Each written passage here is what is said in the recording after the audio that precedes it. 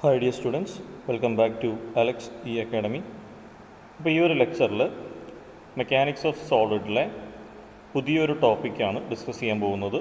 Principal stress and strain എന്ന് പറയുന്ന ഒരു ഇമ്പോർട്ടൻറ്റ് ടോപ്പിക്കാണ് നമ്മൾ ഡിസ്കസ് ചെയ്യാൻ പോകുന്നത്. ഇത് 2019 സ്കീം, അതായത് CET 201 എന്ന് പറയുന്ന പുതിയ KTU സ്കീമിൽ മൊഡ്യൂൾ നമ്പർ 5 വരുന്നത്. പഴയ സ്കീമുകാർക്കും ഇത് സിലബസിലുള്ളതാണ്. മൊഡ്യൂൾ നമ്പർ 5-6, അതായത് പാർട്ട് സിയിൽ ചോദിക്കുന്ന ക്വസ്റ്റ്യനാണ് പ്രിൻസിപ്പൽ സ്ട്രെസ് ആൻഡ് സ്ട്രെയിൻ. അതുപോലെ ഇത് കഴിഞ്ഞിട്ട് നമ്മൾ മോർ സർക്കിളും ഡിസ്കസ് ചെയ്യും. ഓക്കെ, അപ്പോൾ നമുക്ക് സ്റ്റാർട്ട് ചെയ്യാം. ഓക്കെ, അപ്പോൾ പ്രിൻസിപ്പൽ സ്ട്രെസ് ആൻഡ് പ്ലെയിൻ. അപ്പോൾ ആദ്യം നമുക്ക് പ്രിൻസിപ്പൽ പ്ലെയിൻ എന്താണെന്ന് നോക്കാം.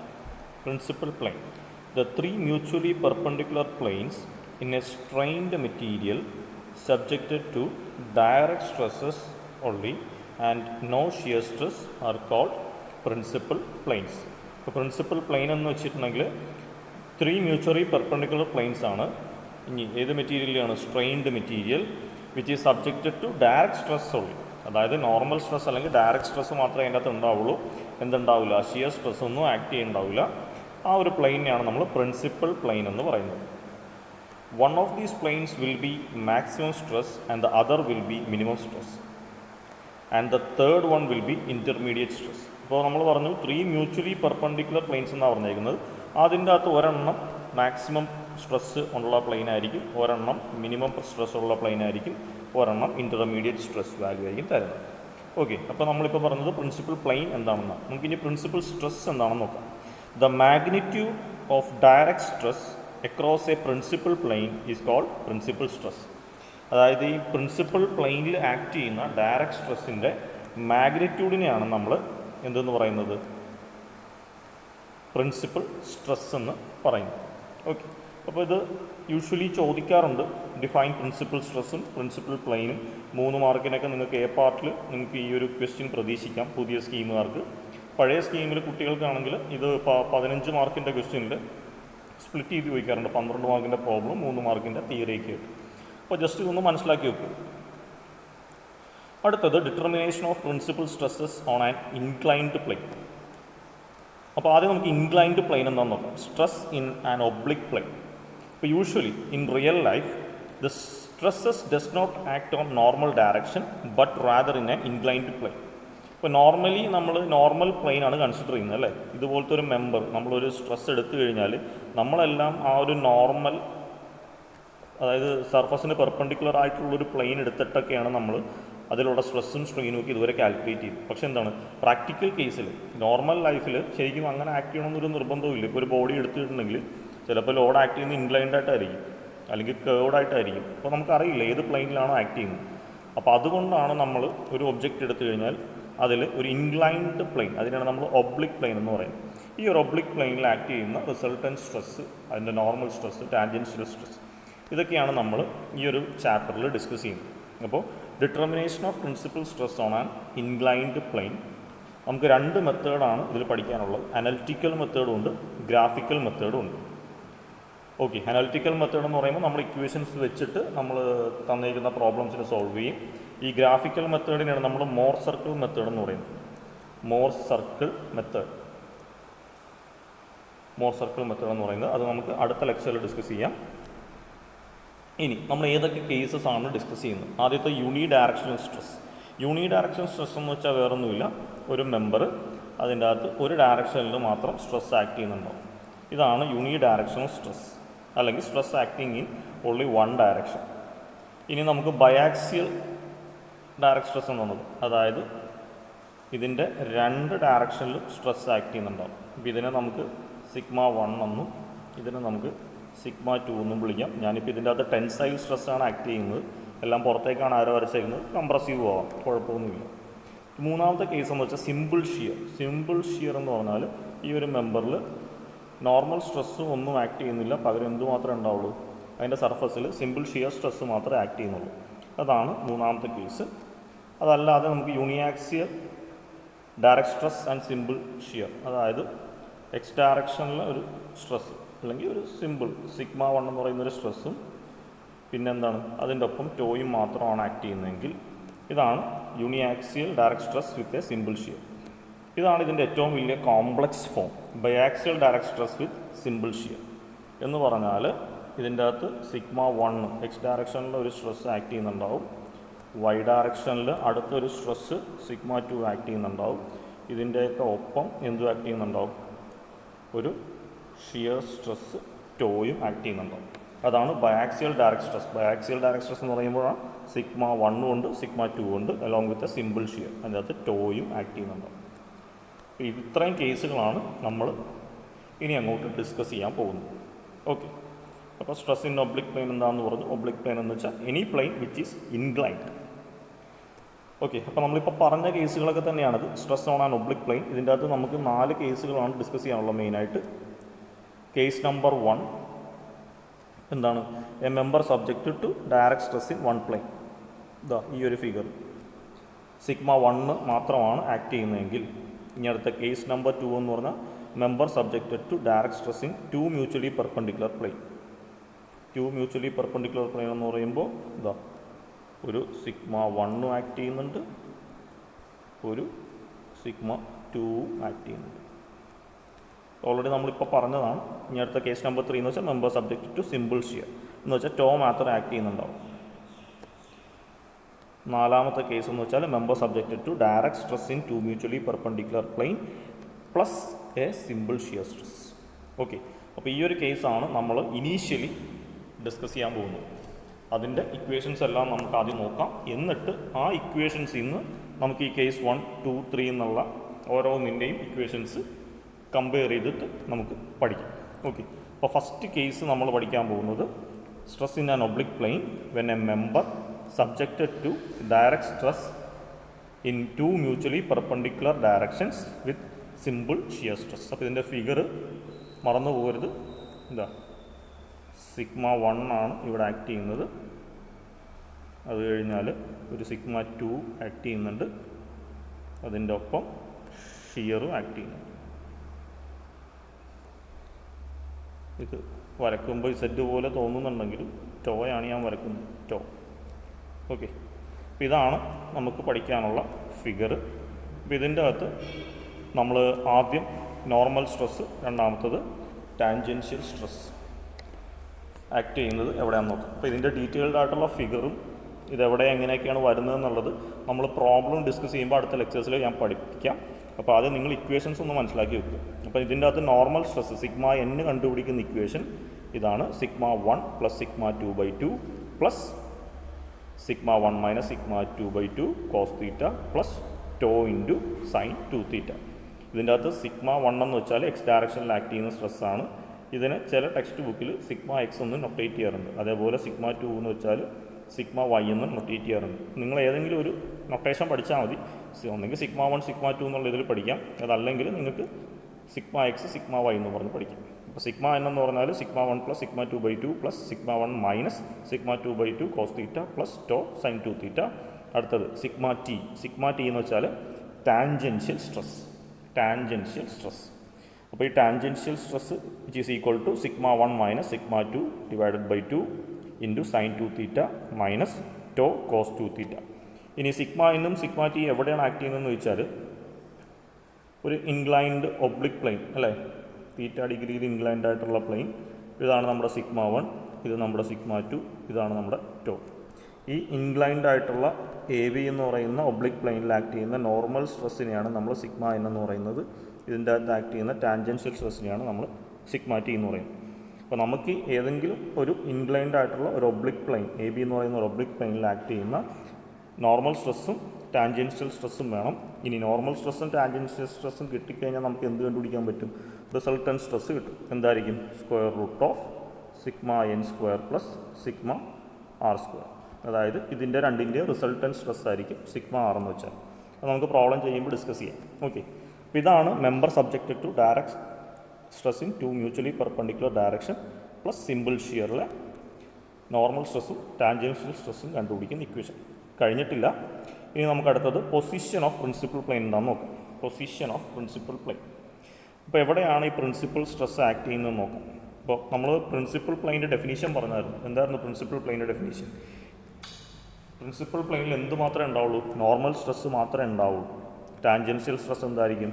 0 ആയിരിക്കും. അപ്പോൾ എവിടെയാണോ ടാൻജൻഷ്യൽ സ്ട്രെസ് 0 ആ പ്ലെയിനെയാണ് നമ്മൾ പ്രിൻസിപ്പൽ പ്ലെയിൻ എന്ന് പറയുന്നത്. അപ്പോൾ നോക്കിക്കേ, ഈ ഇക്വേഷനെ ഈക്വൽ ടു 0 എന്ന് കൊടുത്തിട്ട് നമുക്ക് കിട്ടുന്നതാണ് നമ്മുടെ പൊസിഷൻ ഓഫ് പ്രിൻസിപ്പൽ പ്ലെയിൻ. ഇവിടെ ഈ ഒരു കണ്ടീഷൻ എടുക്കുന്നത് shear stress will be equal to 0. ഇതാണ് ഷിയർ സ്ട്രെസ് സിഗ്മ ടി. അതിന് ഈക്വൽ ടു 0 എന്ന് സബ്സ്റ്റിറ്റ്യൂട്ട് ചെയ്യുക. സോൾവ് ചെയ്യുമ്പോൾ നമുക്ക് കിട്ടുന്നത് tan 2 theta is equal to 2 tau divided by sigma 1 minus sigma 2.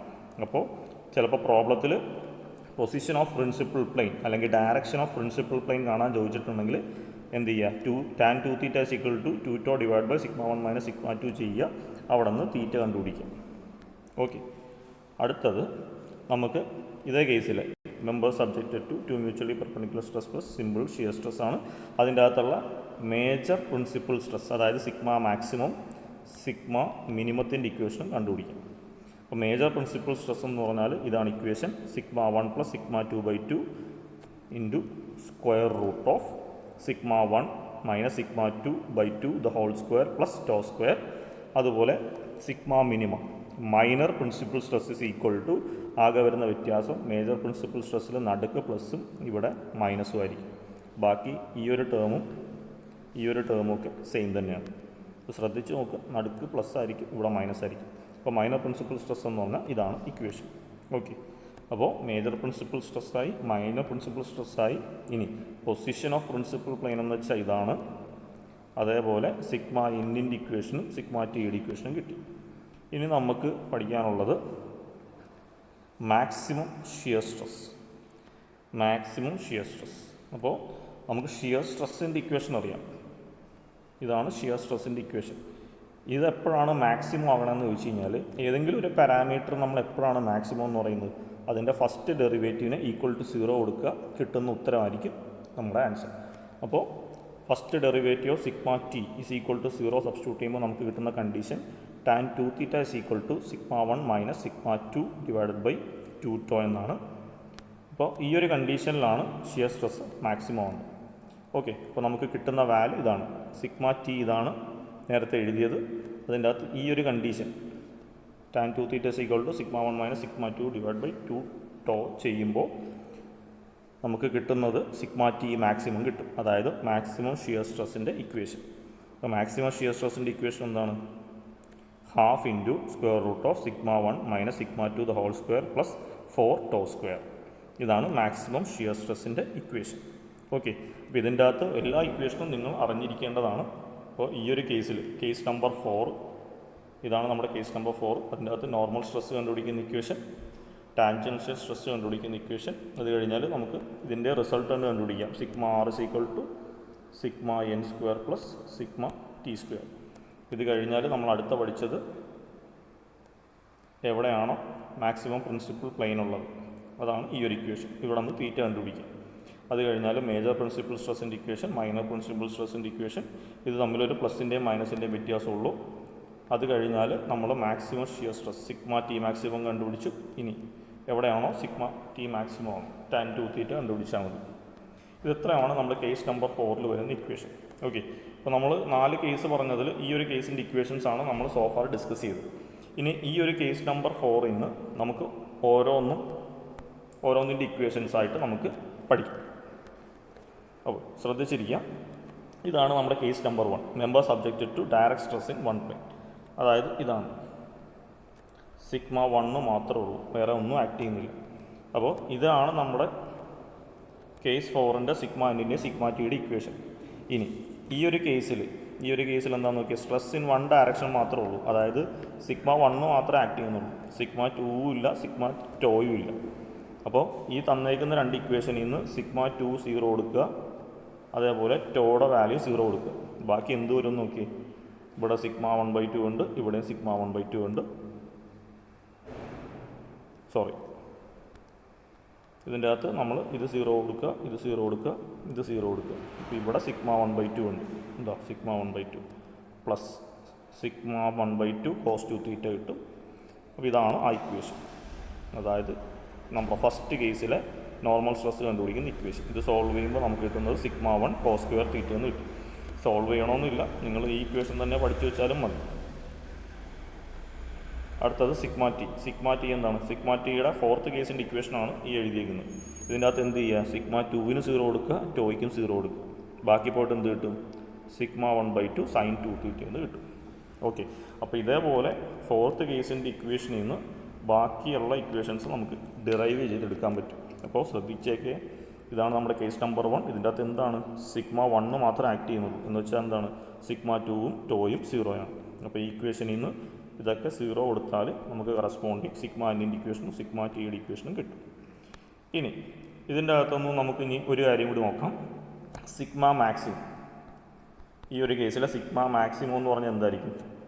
Sigma maximum എന്ന് പറഞ്ഞാൽ സിഗ്മ 1 തന്നെയായിരിക്കും. അതെങ്ങനെ കിട്ടുമെന്ന് വെച്ചാൽ സിഗ്മ മാക്സിമത്തിൻ്റെ ഇക്വേഷൻ നമ്മൾ നേരത്തെ പഠിച്ചായിരുന്നു അല്ലേ? ഇതാണ് നമ്മുടെ കേസിലെ സിഗ്മ മാക്സിമത്തിൻ്റെ ഇക്വേഷൻ. ഇതിൻ്റെ അകത്ത് ഇതും 0, ഇതും 0, ഇതും 0. ബാക്കി പോയിട്ട് എന്ത് വരും? ഒരു സിഗ്മ 1/2 ഇവിടെ വരും. ഇനി square root of sigma 1/2 the whole സ്ക്വയറും വരും. ഈ റൂട്ടും സ്ക്വയറും തമ്മിൽ ക്യാൻസൽ ചെയ്യും. സിഗ്മ 1/2 സോൾവ് ചെയ്യുമ്പോൾ സിഗ്മ 1 എന്ന് കിട്ടും. ഓക്കെ, അപ്പോൾ ആ രീതിയിൽ നമുക്ക് ഈ ഒരു കേസ് നമ്പർ 1ൻ്റെ സിഗ്മ മാക്സിമം വാല്യൂ സിഗ്മ 1 ആണെന്ന് കിട്ടും. അതേപോലെ സിഗ്മ ടി മാക്സിമം ഷിയർ സ്ട്രെസ്സിൻ്റെ വാല്യൂ സിഗ്മ 1/2 ആണെന്ന് കിട്ടും. അതെന്ത് ചെയ്താൽ മതി? സിഗ്മ ടി മാക്സിമത്തിൻ്റെ ഇക്വേഷനിൽ എന്ത് ചെയ്യണം? സിഗ്മ 2-നും ടോയ്ക്കും 0 സബ്സ്റ്റിറ്റ്യൂട്ട് ചെയ്താൽ മതി. മനസ്സിലാവുന്നുണ്ടല്ലോ? ഇതാണ് കേസ് നമ്പർ 1ൽ നമുക്ക് പഠിക്കാനുള്ളത്. അടുത്ത് നമുക്ക് കേസ് നമ്പർ 2 നോക്കാം. കേസ് നമ്പർ 2 എന്ന് വെച്ചാൽ എന്താണ്? കേസ് നമ്പർ 2 എന്ന് വെച്ചാൽ ഒരു എലമെൻറ്റിൽ സിഗ്മ 1 ആക്ട് ചെയ്യുന്നുണ്ട്, അതിനോടൊപ്പം സിഗ്മ 2-ഉം ആക്ട് ചെയ്യുന്നുണ്ട്. എന്തില്ല? ടോ ഇല്ല. അപ്പോൾ ടോ ഈക്വൽ ടു 0 സബ്സ്റ്റിറ്റ്യൂട്ട് ചെയ്താൽ മതി. ഓക്കെ, അപ്പോൾ ഇതാണ് നമ്മുടെ കേസ് നമ്പർ 4ൻ്റെ ഇക്വേഷൻ. അപ്പോൾ ഇതിൻ്റെ അകത്തുനിന്ന് എന്ത് സബ്സ്റ്റിറ്റ്യൂട്ട് ചെയ്യണം? ടോയുടെ വാല്യൂ മാത്രം 0 സബ്സ്റ്റിറ്റ്യൂട്ട് ചെയ്യും. ബാക്കി കിട്ടുന്നതാണ് സിഗ്മ എന്നിൻ്റെ ഇക്വേഷൻ. അതേപോലെ ഇവിടെ കിട്ടുന്നതാണ് സിഗ്മ ടിയുടെ ഇക്വേഷൻ. എളുപ്പമല്ലേ? അപ്പോൾ ഈ രീതിയിൽ നിങ്ങൾ ഓർത്തിരിക്കും. ഇനി ഇതിൽ തന്നെ നമ്മൾ സിഗ്മ എന്നും സിഗ്മ ടിയും പറഞ്ഞു. ഇനി നമുക്ക് എന്തൊക്കെ പറയാനുണ്ട്? ഇനി നമുക്ക് ഇതിൻ്റെ അകത്ത് വേണമെങ്കിൽ സിഗ്മ ആർ പറയാം. സിഗ്മ ആറിൻ്റെ ഇക്വേഷൻ സെയിം തന്നെയാണ്. Square root of sigma N square plus sigma T square. ഇനി ഇതിൻ്റെ അകത്ത് നമുക്ക് റിസൾട്ടൻ്റ് ആംഗിൾ എന്ന് വെച്ചാൽ ടാൻ ഫൈ ആണ്. എന്തായിരിക്കും? Sigma T divided by sigma N ആണ്. റിസൾട്ടൻ്റ് സ്ട്രെസ്സിൻ്റെ ആംഗിൾ കണ്ടുപിടിക്കാൻ പറഞ്ഞാൽ, ഈ ഒരു റിസൾട്ടൻ്റ് സ്ട്രെസ്സിൻ്റെ ആംഗിൾ കണ്ടുപിടിക്കാൻ പറഞ്ഞാൽ sigma T by sigma N എന്ന് വെച്ചാൽ അതിൻ്റെ Y coordinate by X coordinate ആണ് ചെയ്യുന്നത്. ചില ക്വസ്റ്റ്യനിൽ ചോദിക്കാറുണ്ട്, അതുകൊണ്ട് ഞാൻ പോയിൻ്റ് ഔട്ട് ചെയ്തേ ഉള്ളൂ. ഇനി ഇതേ ക്വസ്റ്റ്യനിൽ മാക്സിമം ഷിയർ സ്ട്രെസ്, അല്ല നമുക്ക് ആദ്യം മാക്സിമം പ്രിൻസിപ്പൽ സ്ട്രെസ് കണ്ടുപിടിക്കാം. അപ്പോൾ സിഗ്മ മാക്സിമം എന്ന് പറഞ്ഞാൽ ഇതിൻ്റെ അകത്തുള്ള സിഗ്മ മാക്സിമം ഈ ഒരു കേസ് നമ്പർ 2ൽ സിഗ്മ മാക്സിമം എന്ന് പറഞ്ഞാൽ സിഗ്മ 1 തന്നെ ആയിരിക്കും. അതുപോലെ സിഗ്മ മിനിമം എന്ന് പറഞ്ഞാൽ സിഗ്മ 2 തന്നെയായിരിക്കും. അപ്പോൾ ഈ കേസ് നമ്പർ 2ൽ സിഗ്മ എന്നും സിഗ്മ ടിക്കും പുറമെ സിഗ്മ മാക്സിമം എന്ന് വെച്ചാൽ സിഗ്മ 1 തന്നെയായിരിക്കും. സിഗ്മ മിനിമം എന്ന് പറഞ്ഞാൽ സിഗ്മ 2 തന്നെയായിരിക്കും. ഇനി അടുത്തത് സിഗ്മ ടി മാക്സിമം എന്ന് വെച്ചാൽ മാക്സിമം ഷിയർ സ്ട്രെസ് എന്ന് പറഞ്ഞാൽ sigma 1 minus sigma 2 divided by 2 ആയിരിക്കും. അപ്പോൾ ഇത്ര ഇക്വേഷൻസാണ് ഈ ഒരു കേസ് നമ്പർ 2ൽ ഓർത്തിരിക്കാനുള്ളത്. ഇനി അടുത്തത് നമ്മുടെ ലാസ്റ്റ് കേസ് നമ്പർ 3. എന്താണ്? സിമ്പിൾ ഷിയർ മാത്രം ആക്ട് ചെയ്യുന്നു. ഒരു മെമ്പറിൽ എന്തുമാത്രം ആക്ട് ചെയ്യുള്ളൂ? ടോ മാത്രമേ ആക്ട് ചെയ്യുന്നുള്ളെങ്കിൽ എന്ത് ചെയ്യണം? നമ്മുടെ ഈ ബേസിക് ഇക്വേഷൻ, അതായത് കേസ് നമ്പർ 4ൻ്റെ ഇക്വേഷനിൽ നിന്ന് സിഗ്മ 1 സിഗ്മ 2 ടേംസിനൊക്കെ 0 സബ്സ്റ്റിറ്റ്യൂട്ട് ചെയ്യും. സിഗ്മ 1 സിഗ്മ 2നെ 0 സബ്സ്റ്റിറ്റ്യൂട്ട് ചെയ്യുക. ബാക്കി കിട്ടുന്ന എന്തായിരിക്കും? ഇതായിരിക്കും സിഗ്മ എന്നിൻ്റെ equation. Minus of tau into sine 2 cos 2θ ആയിരിക്കും സിഗ്മ ടിയുടെ ഇക്വേഷൻ. ഇതാ ഈ ഇക്വേഷനിൽ നിന്ന് ഈ ടേംസ് 0, സിഗ്മ 1 സിഗ്മ 2, ബാക്കിയുള്ള ഈ ഒരു സാധനമായിരിക്കും സിഗ്മ എന്നും സിഗ്മ ടി. എളുപ്പമല്ലേ? അപ്പോൾ ഇത്രയും കാര്യങ്ങൾ നിങ്ങൾ ഓർത്തിരിക്കുക. ഇനി ഈ ഒരു കേസ് നമ്പർ 3 ആണിപ്പോൾ പറഞ്ഞത്. കേസ് നമ്പർ 3 ഇത്ര ഇമ്പോർട്ടൻ്റ് അല്ല എങ്കിലും നിങ്ങൾ മനസ്സിലാക്കി വെച്ചേക്കുക. അപ്പോൾ ഇത്രയും കാര്യങ്ങൾ കറക്റ്റായിട്ട് പഠിച്ചിട്ട് വരിക. നമുക്ക് അടുത്ത ലെക്ചറിൽ ഇതിനെ ബേസ് ചെയ്തിട്ടുള്ള പ്രോബ്ലംസ് ഡിസ്കസ് ചെയ്യാം. Okay, thank you.